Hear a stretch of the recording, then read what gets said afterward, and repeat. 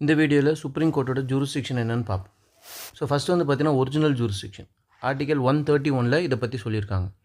Original ஜூரிஸ்டிக்ஷன்னா என்ன அப்படின்னா, ஒரு பர்டிகுலர் கேஸ் இருக்குது, அது எந்த கோர்ட்டில் போய் கேஸ் ஃபைல் பண்ண முடியுமோ அதுதான் original jurisdiction.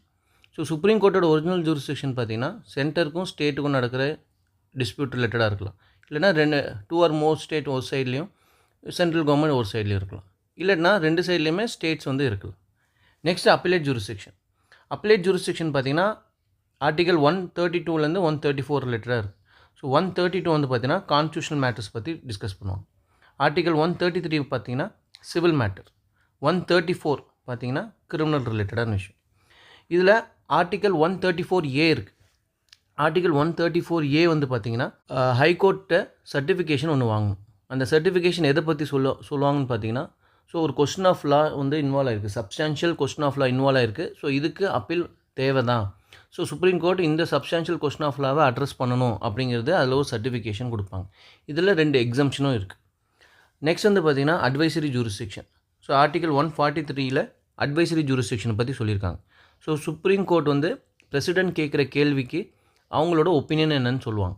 So mostly president வந்து லா ரிலேட்டடான ஒரு கேள்வி கேட்டாங்கன்னா அதுக்கான சுப்ரீம் கோர்ட்டுக்கான ஒப்பீனியன் என்ன அப்படின்னு சொல்லுவாங்க. ஸோ பேர்லேயே அட்வைசரி ஜூரிஸ்டிக்ஷன் இருக்கிறனால ஸோ அந்த அட்வைஸ் கொடுக்குறது இல்லை அந்த ஒப்பீனியன் கொடுக்குறது வந்து பார்த்திங்கன்னா பிரசிடென்ட் மேலே பைண்டிங் ஆகுது.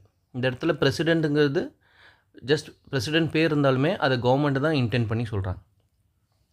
பிரசிடென்ட் மேலே தான் வந்து பார்த்திங்கன்னா அது பைண்டிங் ஆகாதே தவிர அந்த சுப்ரீம் கோர்ட் கொடுத்த ஒப்பீனியன் வந்து சபார்டினேட் கோர்ட்ஸ் மேலே பைண்டிங் ஆகும்.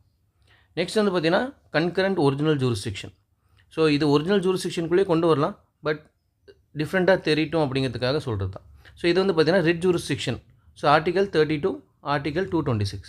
சுப்ரீம் கோர்ட்டு வந்து பார்த்திங்கன்னா ஆர்டிகல் 32, ஹை கோர்ட்டுக்கு வந்து பார்த்திங்கன்னா ஆர்டிகல் 226.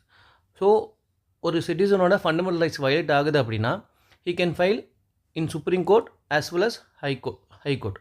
ரெண்டுத்தில் ஏதோ ஒரு கோர்ட்டில் வந்து பார்த்திங்கன்னா அவங்க கேஸ் ஃபைல் பண்ணிக்கலாம். ஸோ அது வந்து அவரோட சாய்ஸ். ஸோ அதனால தான் கன்கரண்ட் ஒரிஜினல் ஜூரிஸ்டிக்ஷன் இதுக்கு பேர் சொல்கிறாங்க. இன்னொரு பேர் வந்து பார்த்திங்கன்னா ரிட் ஜூரிஸ்டிக்ஷன் அப்படிங்கிறது. அடுத்தது பார்த்திங்கன்னா எஸ்எல்பின்னா என்னென்னா ஸ்பெஷல் லீவ் பெட்டிஷன். ஸோ இப்போ வந்து டைரெக்டாக ஒரு பெட்டிஷன் ஃபைல் பண்ணி சுப்ரீம் கோர்ட் அதை அலோவ் பண்ணாங்கன்னா அங்கே கேஸ் ஃபைல் பண்ணிக்கலாம்.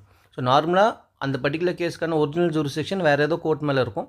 பட் ஏதோ எமர்ஜென்சி சுச்சுவேஷன்னாலேயோ இல்லை ஏதோ ஒரு காரணத்தினால டைரெக்டாக சுப்ரீம் கோர்ட்டுக்கு வரலாம். ஸோ அது வந்து ஆர்டிகல் 136 அதை பற்றி டிஸ்கஸ் பண்ணியிருக்கேன்.